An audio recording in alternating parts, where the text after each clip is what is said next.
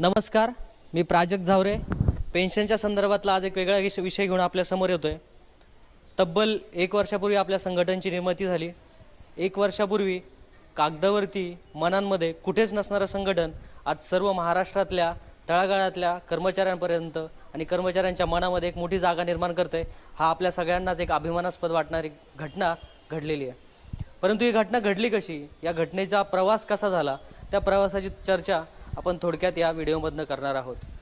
नागपूरचा निघालेला आक्रोश मोर्चा, मुंबईचं धरणं आंदोलन आता आणि अमरावतीला येऊ घातलेला विभागीय मेळावा यांची सांगड आपण या व्हिडिओमधनं घालणार आहोत.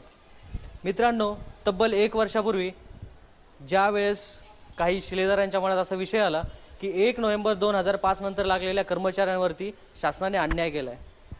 1 नोव्हेंबर 2005च्या आधी लागलेले कर्मचारी आणि 1 नोव्हेंबर 2005 नंतर लागलेले कर्मचारी अशी शासनाने एक मोठी दरी यांच्यामध्ये निर्माण केलेली आहे. आणि जर याच्या विरोधात आपण आवाज उठवला नाही, याच्या विरोधात जर आपण रान पेटवलं नाही, तर हा विषय असाच राहील आणि 1 नोव्हेंबर 2005 नंतर लागलेल्यांच्या आयुष्य, भविष्य आणि त्यांच्या पिढ्या या पेन्शन नसलेल्या, पेन्शन अभावी बर्बाद होतील. त्याच्यातनं काही मंडळी एकत्र आली, व्हॉट्सॲपमधनं संपर्क सुरू झाले आणि याच्यातूनच तब्बल 1 वर्षापूर्वी आपल्या संघटनेची स्थापना झाली. शेगावला पहिली कार्यकारिणीची मीटिंग झाली. या शेगावच्या कार्यकारिणीच्या मीटिंगमध्ये सर्वानुमते आपले राज्याध्यक्ष हितेश खांडेकर, राज्य सरचिटणीस गोविंद उगले यांची निवड याच्यातनं करण्यात आली. त्याच्यासोबतच कोषाध्यक्ष लांडगे सर असतील, त्याच्यानंतर संघटन प्रवीण गायकवाड असतील, बाजीराव मोडवेसारखे नवीन चेहरे या संघटनेमध्ये पाहायला मिळाले. अरे, तुमच्या संघटनेला रजिस्ट्रेशन नाही, तुमच्या संघटनेला एकी नाही, तुमच्या संघटनेला केडर नाही, तरी पण तुम्ही कसं काय आंदोलनं करू शकता, कसं काय मोर्चा काढू शकता, असे विविध प्रश्न जुन्या संघटना आपल्याजवळ मांडत होते. प्रत्येक वेळेस आपल्याला डिमोटिवेट करण्याचा प्रयत्नही त्यांच्याकडनं होत होता. आणि या पार्श्वभूमीवरती आपल्या संघटनेने, आपल्या तरुण रक्ताने एक मोठा जोशपूर्ण लढा उभा केला. एक मोठं उत्स्फूर्त संघटन स्थापन झालं. त्याच उत्स्फूर्त संघटनाचा पहिला शासनाला भेटलेला तडाखा म्हणजे आपला आक्रोश मोर्चा. आपल्या सर्वांना आठवत असेल, मृत झालेल्या कर्मचाऱ्यांना, त्यांच्या घरच्यांना शासनाकडनं काहीच मदत प्राप्त झालेली नाही. शासन त्यांच्या घरच्यांपर्यंत काहीच पोहोचवत नाही. आणि मग ह्या मृत कर्मचाऱ्यांचा आक्रोश आपण शासनापर्यंत पोहोचवायचा कसा? हा आक्रोश शासनापर्यंत जाण्यासाठी आपल्या मंडळींनी, आपल्या शिलेदारांनी ठरवलं की हा आक्रोश मोर्चाच्या माध्यमातूनच आपण विधान भवनावरती आणि ह्या नाकर्त्या राज्य कार्यकर्त्यांसमोर आपण ठेवावा. त्याच्या दृष्टीने तयारी सुरू झाली. अवघ्या 5 ते 6 महिन्याच्या संघटन आणि नागपूर विधान भवनावरती मोर्चा काढण्याची एक हिंमत, एक ऊर्जा आपल्या सर्वांमध्ये आली. कारण आपलं सगळ्यांचं रक्त हे तरुण आणि सळसळतं रक्त आहे, त्याच्यातून ती ऊर्जा निर्माण झाली. अनेक संघटनांनी आपली खिल्ली उडवायला सुरुवात केली की त्या जो आक्रोश मोर्चासाठी जो आपल्याला रस्ता दिलेला आहे नागपूर विधान भवनातला, तो नागपूर विधान भवनाचा रस्ता अर्धाही तुमच्याच्याने भरणार नाही. अशा वेगवेगळ्या प्रकारच्या चिथावण्या, आपल्याला आपलं खच्चीकरण करणाऱ्या वेगवेगळ्या गोष्टी वेगवेगळ्या संघटनाकडनं आपल्याला आल्या. पण आपण सर्व त्याचे साक्षीदार आहोत. आक्रोश मोर्चा हा नागपूरच्या इतिहासातला न भूतो न भविष्यती असा झाला. माझा मित्र आशुतोष, त्याने आणि त्याच्या टीम, अनिल वाकडे, त्यांची जी टीम असेल नागपूर टीम, या नागपूर टीमने केलेले काम आणि आपल्या सगळ्या महाराष्ट्रातील सर्व शिलेदारांनी त्या आक्रोश मोर्चाला दिलेला उत्तुंग आणि जबरदस्त प्रतिसाद हा महाराष्ट्रासमोर सर्व संघटनांसमोर एक आदर्श निर्माण करून गेला. त्या आक्रोश मोर्चाने खऱ्या अर्थाने आपला पहिला आक्रोश शासनाच्या दरबारापर्यंत पोहोचला. या तरुण रक्ताचं म्हणणं काय आहे, या तरुण रक्ताची मागणी काय आहे, ही मागणी योग्य रीतीनं शासनापर्यंत पोहोचवायचं काम हे आक्रोश मोर्चाने नक्कीच केलं असं मला वाटतं. या आक्रोश मोर्चानंतर सर्वात मोठा आणि त्याच आक्रोश मोर्चाच्या ताकदीचा, त्याच्याशी संबंधित आणि पूर्ण महाराष्ट्राला एकत्रित करणारा, आपला प्रश्न शासनापर्यंत अजून जोरदार रीतीने मांडणारा एक नवीन आणि एक उत्तम असा मोर्चा मुंबईमध्ये गेला. मुंबईचं धरणं आंदोलन. आपण सर्वजण जाणता, 15 मार्च 2016 रोजी हे धरणं आंदोलन मुंबईमध्ये पार पडलं. मुंबईच्या आझाद मैदानावरती एकही कोपरा भरला जाणार नाही. एक कोपरासुद्धा तुम्ही भरून दाखवा किंवा तुम्हाला स्टेजच्या जवळची जागा भरपूर होईल असं सांगणाऱ्या अनेक संघटना त्या प्रवासात मला भेटल्या, माझ्या सहकाऱ्यांना भेटल्या. परंतु त्या सर्वांच्या नाकावरती टिचून आता आझाद मैदानात यापूर्वी झालेला किंवा याच्यानंतर होणाऱ्या एक मोठ्या मोर्चांमध्ये 100% हा आक्रोश मोर्चा गणला जाईल, हा धरणे आंदोलनाचा मोर्चा गणला जाईल हे नक्की. या मुंबई धरणे आंदोलनाचा एक साक्षीदार आणि या मुंबई धरणे आंदोलनाच्या पहिल्या दिवसाच्या प्रवासापासून माझ्यासोबत असणारा माझा सहकारी आज आपल्या स्टुडिओमध्ये आलेला आहे. त्याचं मत त्याने केलेला हा प्रवास आणि या धरणे आंदोलनातून मिळालेले यश आणि या धरणे आंदोलनाला आपण अमरावतीमध्ये होणारा परवा अमरावतीमध्ये रविवारी होणारा जो मोठा विभागीय मेळावा आहे त्या मेळाव्याशी आपण कसं जोडता याच्या संदर्भात चर्चा करण्यासाठी तो आपल्या स्टुडिओमध्ये आलेला आहे.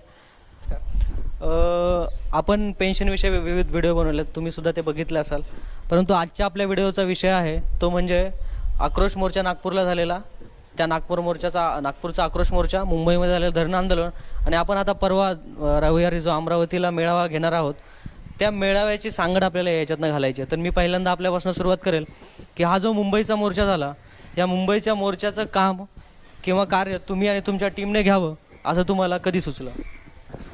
सर्वप्रथम असं सांगेल मी की आम्ही स्थानिक पातळीवरचा जो संघर्ष केला होता शिक्षण सेवक कालावधीमध्ये तो अनुभव आमच्या पाठीशी होता आणि त्यातूनच एक प्रकारची ऊर्जा निर्माण झाली होती आणि त्या ऊर्जेच्या माध्यमातूनच आम्ही असं ठरवलं की जर आशुतोष चौधरीसारखा नागपूरचा एक पेन्शनचा कार्यकर्ता एवढं मोठं भव्य आक्रोश मोर्चाचं नियोजन करू शकतो आणि तो भव्य आक्रोश मोर्चा यशस्वी करू शकतो तर आपण का नाही. आणि त्याच दिवशी आम्ही ठरवलं की नाही बाबा आपण ह्या आंदोलनाची जबाबदारी स्वीकारायची. बरोबर, तुम्ही म्हटलं जसं आशुतोषसारखा एखादा कार्यकर्ता, अनिल वाकडेसारखा एखादा कार्यकर्ता आणि त्यांची टीम एकत्र येऊन नागपूरचा पहिला आपल्या सर्वांना माहीत नसलेला आक्रोश मोर्चा यशस्वी करू शकता, तर तुम्ही आणि तुमची टीम का करू शकत नाही असा प्रश्न तुमच्या मनात निर्माण झाला आणि तुम्ही मुंबईचं काम स्वीकारलं. मुंबईचा आंदोलनाचा जे आक्रोश मोर्चाचा कालावधी होता हा कालावधी आणि नियोजनाला मिळालेला कालावधी पुरेसा होता की कालावधी कमी पडला असताना कालावधी कमी असताना तुम्ही त्याच्यामध्ये अतिरिक्त काम करून जास्त वेळ काम करून त्याला एका योग्य उंचीपर्यंत नेण्यासाठी प्रयत्न केले? निश्चितच कालावधी हा खूपच कमी होता. पण आम्हाला असं झालं होतं की रात्र थोडी आणि सोंग फार. आता कमी दिवसामध्ये आम्हाला जास्त काम करायचं होतं. पण नक्कीच तुम्ही खूप चांगला प्रयत्न केला. तुम्ही तुमच्या वरिष्ठांच्या माध्यमातून आणि तुमच्या टीमने ठाणे जिल्ह्यातील, पालघर जिल्ह्यातील खूप साऱ्या लोकांपर्यंत निवेदनं पोहोचवलीत, खूप साऱ्या आमदारांपर्यंत तुमचा प्रश्न पोहोचवलात, त्यांना मोर्चाला येण्यासाठीची विनंतीसुद्धा केलीत, अगदी तुम्ही मंत्र्यांपर्यंतही पोहोचलात. असाच अनुभव तुम्हाला संपूर्ण महाराष्ट्रातनं तुमच्या महाराष्ट्र राज्य जुन्या पेन्शन हक्क संघटनेच्या, आपल्या महाराष्ट्र राज्य जुन्या पेन्शन हक्क संघटनेच्या टीमकडनं आलेला दिसला का? हो, कारण प्रत्येक विभागाचे आमदार त्या ठिकाणी आले होते, त्या स्टेजवरती आले होते आणि प्रत्येकाने एक आश्वासन दिलं बाबा की आम्ही तुमचा प्रश्न मांडू, तुम्हाला पेन्शन का नाही तर भेटलीच पाहिजे. म्हणजे माझे आमदारच असतील, काही जिल्हा परिषदेचे सभापती असतील, ते सुद्धा आले होते. त्यांच्या माध्यमातून सुद्धा त्यांनी वेगवेगळ्या जिल्हा परिषदेमध्ये असे ठराव घेतले आहेत की यांना पेन्शन मिळाली पाहिजे बाबा, जसे नांदेड असेल किंवा नाशिक असेल. हां, बरोबर. आणि त्यांनी असं पण ठराव केला की यांच्या कपाती केल्या नाही पाहिजेत. आणि आपल्या धरणे आंदोलनाचा जे मूळ विषय होते ते असेच होते की सर्वात प्रथम काय तर जे मृत कर्मचारी आहेत त्यांच्या कुटुंबाला न्याय मिळावा, सरकार दरबारी त्यांची दखल घेतली जावी. म्हणून पहिला मागणी हीच होती की त्यांना आपल्या पेन्शन पाहिजे जुनी 82-84ची. आणि त्यानंतर दुसरा मुद्दा होता की ज्या 2-2 कपाती होत आहेत त्या कपाती बंद झाल्या पाहिजेत. बरोबर. आणि सगळ्यात महत्त्वाचा आणि ज्या मूळ मुद्द्यासाठी आपण भांडतोय तो मुद्दा होता की जे 1 नोव्हेंबर 2005 नंतरचे जे कर्मचारी आहेत त्यांना पेन्शन मिळाली पाहिजे बाबा, ती पण जुनीच. आता शासनाने काय केलं की नवीन पेन्शन चालू केली, त्याचे खूप सारे तोटे आहेत. बरोबर, तुम्ही सांगितलं की 1 नोव्हेंबर 2005 नंतर जे सर्व सरकारी कर्मचारी नोकरी लागलेत त्यांना हा पेन्शनचा प्रॉब्लेम येतो आहे, पेन्शनची समस्या येते. पण माझा प्रश्न असा आहे की तुमचं हे जे संघटन उभं राहिलं आहे महाराष्ट्र राज्य जुनी पेन्शन हक्क संघटन, त्याने एकदम उत्तम नागपूरचा आक्रोश मोर्चा केलात, मुंबईचं धरणे आंदोलन तेवढंच भव्य केलं, परंतु हे महाराष्ट्र राज्य जुनी पेन्शन संघटन फक्त शिक्षकांसाठीच काम करतं की त्यात इतरसुद्धा सगळे कर्मचारी आहेत, त्याच्याबद्दल इतर अनेक कर्मचाऱ्यांमध्ये कदाचित संभ्रम असू शकतो, तर त्याबाबत तुम्ही काय बोलाल? या संघटनमध्ये तसं पाहिलं तर सगळ्याच केडरचे लोक आहेत, सगळ्या खात्याची लोक आहेत, सगळ्या विभागाचे लोक आहेत. आणि या मुंबई धरणे आंदोलनामध्ये सुद्धा आपण जो सहभाग नोंदवला होता या धरणे आंदोलनामध्ये त्यामध्ये शासकीय कर्मचारी होते, निमशासकीय होते, तसेच बृहन्मुंबई महापालिकेसारख्या ज्या स्वायत्त संस्था आहेत त्यामधले सुद्धा कर्मचारी होते ज्यांची नियुक्ती 1 नोव्हेंबर 2005 नंतर झालेली आहे. बरोबर, म्हणजे हा जो मुंबईचा मोर्चा झाला, मुंबईचा धरणे आंदोलन झालं, याच्यामध्ये सर्वसमावेशकता आपल्या संघटनेची वाढत चाललेली आहे आणि ती सर्वसमावेशकता सरकारी असतील, जिल्हा परिषद असतील, मंत्रालयीन कर्मचारी असतील किंवा मनपा कर्मचारी असतील किंवा मुंबईसारख्या स्वायत्त संस्थातील कर्मचारी असतील, असे सर्व कर्मचारी हळूहळू या महाराष्ट्र राज्य पेन्शन हक्क संघटनेमध्ये मिळत आहेत. जशा नद्या समुद्राला येऊन मिळतात तसा एक अखंड प्रवास आणि अखंड वाहणारी एक गंगा या समुद्राला येऊन मिळताना दिसते. याच्यातनं नक्कीच काहीतरी चांगलं होईल. परंतु हा जो मुंबईचा भव्य धरणे आंदोलन झालं याला तब्बल किती संख्या उपस्थित होती आणि या संख्येचा आलेले जे आपल्याकडे, मला असं वाटतं की आपल्याकडे वित्तमंत्री आले होते, त्याच्यासोबतच बांधकाम मंत्रीसुद्धा आले होते, तर त्यांच्यावरती त्या संख्येचा काही प्रभाव पडला का आणि त्यांनी त्या याच्यातनं काही घोषणा आपल्या सर्वांसमोर ठेवल्यात का? त्या मोर्चाला जवळपास 50,000पेक्षा जास्त संख्या होती आणि ती संख्या पाहूनच सुरुवातीला अनेक आमदार येऊन गेले. त्यानंतर स्वतः मान्य एकनाथजी शिंदे साहेब, जे की सार्वजनिक बांधकाम मंत्री आहेत, ते स्वतः येऊन गेले आणि आपल्या ठाणे टीमचे आधारस्तंभ आहेत ते. ठाणे टीमचे आधारस्तंभ आहेत आणि ते नेहमीच शिक्षकांचे प्रश्न असतील किंवा कर्मचाऱ्यांचे कुठलाही प्रश्न असू द्या, तो अतिशय जिव्हाळ्याने ते सोडवण्याचा प्रयत्न करत असतात. आणि त्यामुळे ते स्वतः आले होते आणि त्यांनी स्वतः एकटे न येताच त्यांच्यासोबत त्यांची जी टीम आहे ते 7 ते 8 आमदार त्यांनी सोबत आणले होते आणि त्या प्रत्येकाच्या माध्यमातून त्यांनी आपला प्रश्न कसा विधानभवनात मांडता येईल यासाठी प्रयत्न केले आहेत. त्याचसोबत दीपक केसरकर साहेबसुद्धा या सर्वांच्या नंतर शिंदे साहेबांनंतर आले होते आणि शिंदे साहेबांनी अशी अनाऊन्समेंटसुद्धा केली होती की वित्त राज्यमंत्री तुमच्या मोर्चाला येऊन संबोधित करणार आहेत, तुमच्या प्रश्नावरती ते आपलं काहीतरी उत्तर देणार आहेत. तर वित्त राज्यमंत्री आल्यानंतर त्यांनी काय आश्वासन दिलं आणि त्या आश्वासनाची पूर्तता त्यांनी केलेली तुम्हाला दिसून येते का? हां, बरोबर आहे. कारण शिंदे साहेबांनी असं सांगितलं की हा माझ्या अखत्यारीतला विषय नाही बाबा, कारण तुमचा विषय हा वित्तमंत्र्याचा आहे. त्यामुळे माननीय केसरकरजी साहेब आले होते आणि त्यांनी आल्याबरोबर स्टेजवर सर्वात महत्त्वाची घोषणा केली की जे 1 नोव्हेंबर 2005 नंतर शासकीय सेवेत लागलेले आहेत, ते निमशासकीय असतील किंवा स्वायत्त संस्थांमधले असतील, जे मृत झालेले आहेत त्यांना आम्ही जुनी पेन्शन लागू करण्याचा प्रयत्न करू. वित्त कर्मचाऱ्यांचा मुद्दा सर्वात भावनिक मुद्दा होता आणि या भावनिक मुद्द्याला अनुसरून अनेक लोक या लढ्यामध्ये सहभागी झालेत. त्या मृत कर्मचाऱ्यांचा आक्रोश आपण शासनापर्यंत बऱ्याचदा पोहोचवला आहे. असाच आपले मित्र ज्यावेळेस मृत्यू पावला मागच्या वर्षी, आपण त्याच्या घरी गेलो. घरी गेल्यानंतर घरची दयनीय अवस्था बघून मनाला अतिशय हृदयदायक प्रसंग होता. त्याच्यामुळे मृत कर्मचाऱ्यांच्या बाबतीत केसरकर साहेबांनी जी काय आश्वासन दिलं त्याची पूर्तता झाली आहे का, किंवा तो त्या पूर्ततेच्या दिशेने मार्गक्रमण करतोय, त्याच्यावरती काही प्रक्रिया झाली का? तुम्हाला काय वाटतं? मला तर वाटतं निश्चितच प्रक्रिया झालेली आहे. कारण तो जो प्रश्न मांडला होता, त्यांनी जे आश्वासन दिलं होतं त्याच्यात 2-3 महिन्यानंतरच त्यांनी एक मृत कर्मचाऱ्यांना जी पेन्शन द्यायची का बाबा, त्यासाठी समिती स्थापित करण्याचा शासनाने निर्णय घेतला आणि त्या समितीची स्थापनासुद्धा झालेली आहे. बरोबर. त्या समितीमध्ये वित्तमंत्री आहेत, वित्त राज्यमंत्री आहेत, आमदार श्रीकांत देशपांडे साहेब आहेत आणि आपले परब साहेब हेही त्याच्यामध्ये आहेत आणि त्याच्यासोबतच सचिव लेवलचे इतर अधिकारी त्याच्यामध्ये आहेत. परंतु हा मृत कर्मचाऱ्यांचा विषय तुम्ही नंतर मोर्चा झाल्यानंतर त्याचा काही पाठपुरावा विधान भवनात केलात का, किंवा आजपर्यंत परत त्या विषयासंदर्भात समिती स्थापन होण्याच्या आधी आणि समिती स्थापन झाल्यानंतर तुम्ही स्वतः किंवा तुमच्या टीमने किंवा अजून कोणी येऊन त्याच्या संदर्भातला पाठपुरावा विधान भवनात केला होतात का? निश्चितच आम्ही 2-3 वेळा त्याचा पाठपुरावा केलेला आहे. ज्यावेळेस विधिमंडळाचं पावसाळी अधिवेशन होतं, त्या पावसाळी अधिवेशनामध्ये मी स्वतः होतो, माझ्या टीमचे प्राजक्त झावरे होते, सचिन गोडे होते, राजेंद्र लांडगे होते जे आपले कोषाध्यक्ष आहेत, सोबतच आपले धांडोरेसारखे जिल्हाध्यक्ष जे खूपच फेसबुकच्या माध्यमातून आपल्या सर्वांपर्यंत पोचलेले आहेत. त्यानंतर आपले सर्वात महत्त्वाचे ज्यांनी हा पेन्शनचा रथ चालवलेला आहे आणि अहोरात्र त्यांनी स्वतःला पेन्शनच्या लढ्यात झोकून दिलेला आहे, असे आपले राज्याध्यक्ष साहेब हे स्वतः सोबत होते विधिमंडळाच्या प्रक्रियेमध्ये. म्हणजे राज्याध्यक्ष साहेब नितेशजी खांडेकर हे प्रत्येक गोष्टीमध्ये प्रत्येक ठिकाणी आपला सहभाग नोंदवतात. जरी ते गोंदियामध्ये राहत असले तरी मुंबईमधला प्रश्न असू दे किंवा नागपूरमधला प्रश्न असू दे किंवा अमरावतीचा आत्ता होणारा मेळावा असेल किंवा सोलापूरमधलं एखादं संघटनेची मिटिंग असेल, तर या बऱ्याच ठिकाणी नेहमी धडाडीनं उपस्थित राहण्याचं कार्य ते करत असतात. त्याच्यासोबतच सर्व राज्य कार्यकारिणीची टीम यांची याच्यामध्ये महत्त्वाची भूमिका होती असं आम्हाला समजलं. असं सर्वांच्या मनामध्ये तो विषय आहे. तर राज्य कार्यकारिणीने या पूर्ण प्रवासामध्ये, या मुंबईच्या यशामध्ये, या नागपूरच्या यशामध्ये कितपर्यंत सहकार्य केलं आपल्याला काय वाटतं? 100% त्यांनी सहकार्य करण्याचा प्रयत्न केला. त्यांच्या ह्याच्याने जेवढं शक्य होतं तेवढं त्यांनी केलं आणि म्हणजे जिथे गरज असेल त्या ठिकाणी सगळ्या ठिकाणी राज्य कार्यकारिणी धावून आली. पण तुम्हाला असं वाटतं का आता आपल्याला नागपूरचा मोर्चा झाला, त्याच्यानंतर मुंबईचं धरणे आंदोलन झालं, आता आपण अमरावतीचा विभागीय मेळावा घेतोय, पण आपलं संघटन अजूनही शेवटच्या माणसापर्यंत पोहोचत नाही. असं म्हणतात की भारताला स्वातंत्र्य म्हणून 70 वर्ष झाली, 70 वर्षामध्ये सुद्धा काही गावांमध्ये लाईट नाही. म्हणजे आपलं 70 वर्षापर्यंत सरकार काही गावांमध्ये, काही आपल्या भारतीयाच्या नागरिकांपर्यंत पोहोचलेलं नाही. परंतु तसं आपल्या पेन्शनच्या सरकारी कर्मचाऱ्यांच्या बाबतीत होईल का, असं तुम्हाला वाटतं का? आणि आपण त्यांच्यापर्यंत पोहोचवण्यासाठी काय आणि कसा प्रयत्न करायला हवा? निश्चितच हे खरं आहे की सरकार पोचू शकलं नाही 70 वर्षात, तर आपलं तर हे संघटन 1 वर्षाचं आहे, ते निश्चितच पोचलेलं नाही. ते पोचवण्यासाठी आपल्याला सर्वप्रथम त्या लोकांपर्यंत पोचलं पाहिजे, त्यांच्यामध्ये एक जाणीव निर्माण केली पाहिजे सर्व खात्यातल्या आहे, हे महत्त्वाचं आहे. कारण आपण जो धरणे आंदोलन केलं होतं, त्या धरणे आंदोलनामध्ये सुद्धा सर्व खात्याचे, सर्व विभागाचे लोक सामील झाले होते.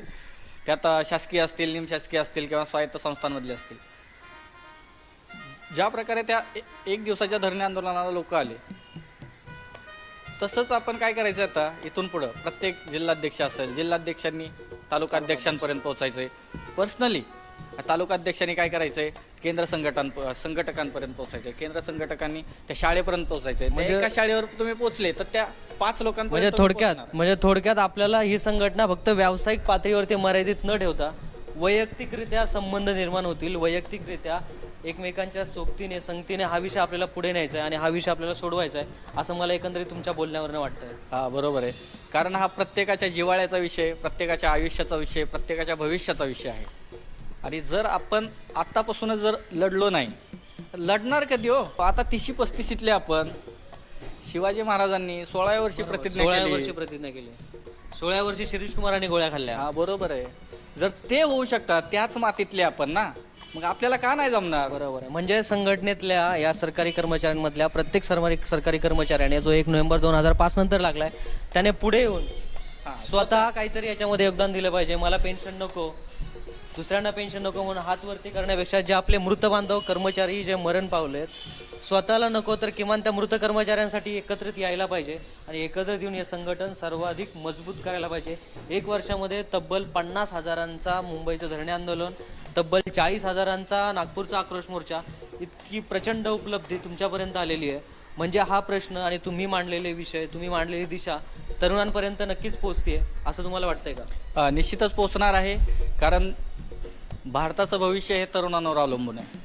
सगळ्यात महत्त्वाचं, कुठलाही देश असू द्या, सध्या भारत हा जगातला सर्वात तरुण देश आहे.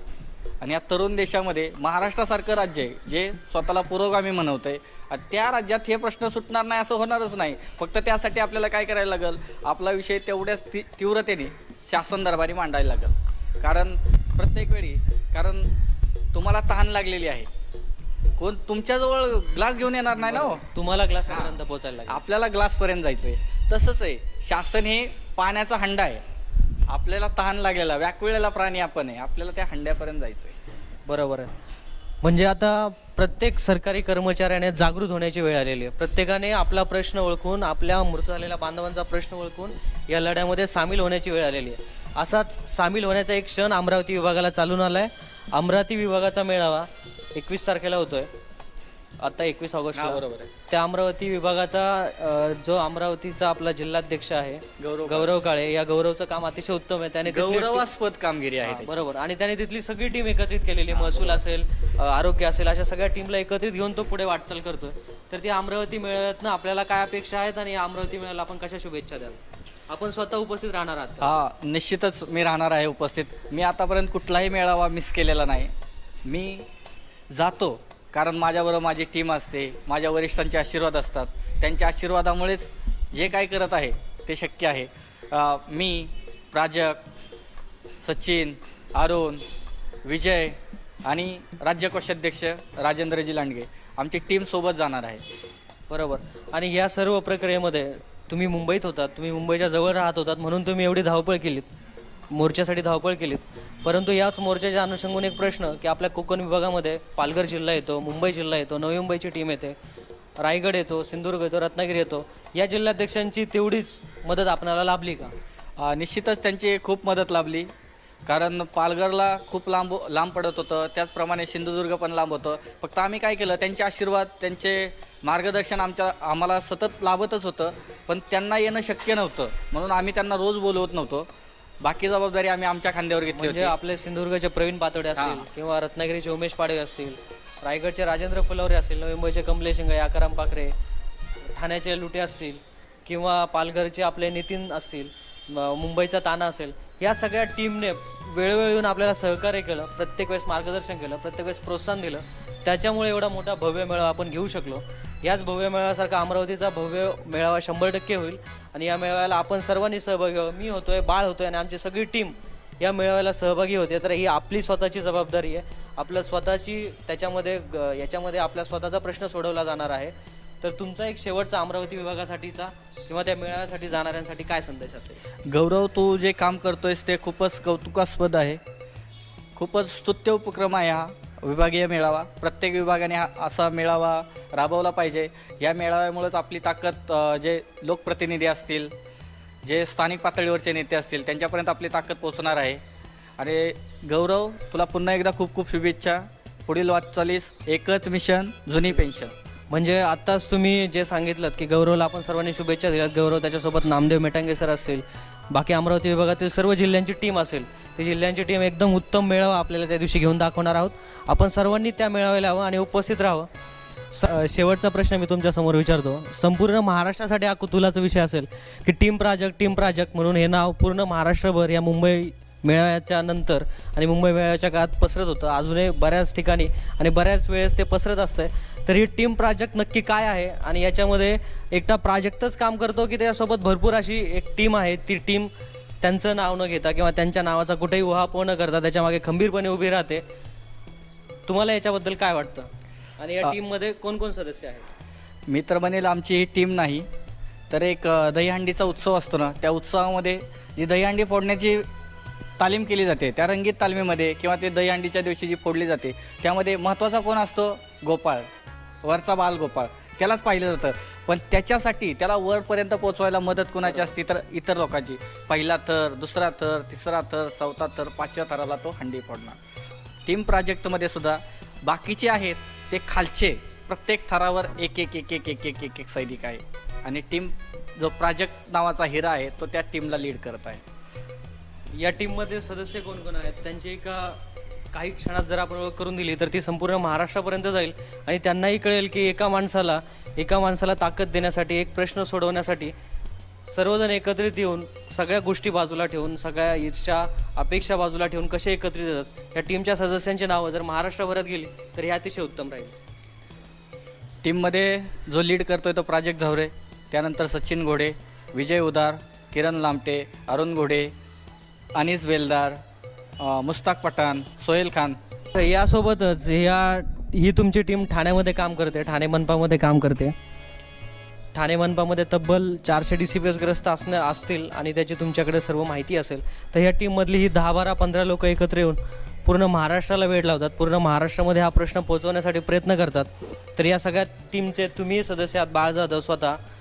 तर या टीमने संपूर्ण महाराष्ट्रासमोर एक उत्तम काम ठेवलं आहे, असं जरी संपूर्ण महाराष्ट्र म्हणतोय, फक्त स्वतः मी म्हणत नाही आहे त्या टीमचा सदस्य असल्याने, तर सर्व महाराष्ट्रामध्ये याच्याविषयी चर्चा आहे. तर या टीमला परत एकदा माझा सलाम. बाळ सर, आपण इथे आलात आणि आपला मौल्यवान वेळ जसा आपण पेन्शनसाठी दिलात तसाच ही पेन्शनची साठवणूक आहे, हा लोकांपर्यंत जाण्याचा विषय आहे, लोकांपर्यंत जनजागृती करण्याचा विषय आहे, त्याच्यामध्ये आपण सहभागी झालात त्याबद्दल मी तुमचं मनापासून आभार मानतो. धन्यवाद. तर मित्रांनो, बाळ जाधव सरांनी आपल्याला आक्रोश मोर्चा, त्याच्यानंतर झालेला मुंबई मोर्चा आणि त्याला अमरावतीमध्ये आता जो मेळावा होणार आहे परवा, त्या मेळाव्याशी जोडलं.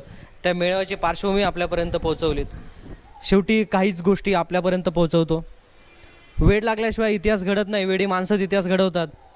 या उक्तीप्रमाणे आपली टीम, राज्य कार्यकारिणीची टीम एकत्र आली आणि या टीमने सुरू केलेला हा पसारा आपल्या सर्वसामान्य शिलेदारांशिवाय अपूर्णच आहे.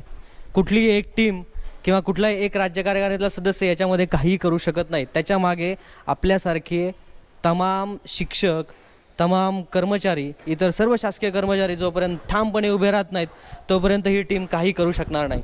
जे काही आम्ही करतोय, जे काही आम्ही पळतोय, हे फक्त आणि फक्त तुमच्या जीवावरती, तुमच्या ताकदीवरती आणि तुमच्या ऊर्जेवरती. ही ऊर्जा कधीच कमी पडणार नाही, ही ऊर्जा कायम राहील, ही ऊर्जा कायम ताकद देत राहील. याच्यासाठी आपणही ते ऊर्जा देण्याचा ऊर्जा स्रोत सूर्य म्हणून आमच्यासाठी आपण काम करायचं आहे. या पूर्ण पेन्शनच्या लढाईमध्ये तुमचा सहभाग, तुमची सकारात्मक मानसिकता आमच्यासाठी सर्वात महत्त्वाची आहे. हीच सकारात्मक मानसिकता आपल्याला नक्की यशाकडे घेऊन जाईल. एकच मिशन जुनी पेन्शन, एकच मिशन जुनी पेन्शन. अरे कोण म्हणतोय देत नाही, घेतल्याशिवाय राहत नाही. जय हिंद, जय महाराष्ट्र.